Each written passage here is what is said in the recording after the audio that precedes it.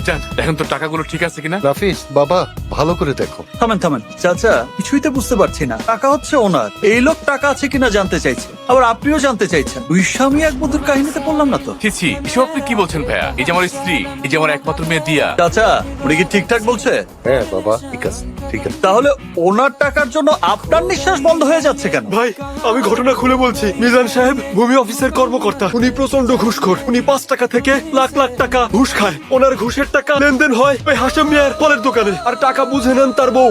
আমরা অনেকদিন ধরে ফলো করছি মিজান সাহেবের বউকে, সেই টাকাটাই আমরা চিন্তাই করেছি ভাই। ঘুষের টাকা চিন্তাই করা অন্যায় নাকি ভাই? মগার বাইরটা ভাই আমাকে মাফ করে দেন ভাই। কথায় তো মারাত্মক লেভেলের যুক্তি আছে। চাচা আপনি তো ফকির মিসকিনকে 2 টাকাও ভিক্ষা দেন না, আর 2 লাখ টাকা ঘুষ দিয়েছেন। ব্যাপারটা কি? এছে কি বাবা, বাড্ডায় আবার 3 কাঠা জমি আছে। আমার জমির পাশেই সরকারি খাস জমি আছে 2 কাঠা, ওটা আমার নামে লিখে নেওয়ার জন্য ওনাকে টাকা দিচ্ছি। আচ্ছা আচ্ছা আচ্ছা। এই তো বাবা তুমি ব্যাপারটা বুঝতে পেরেছো।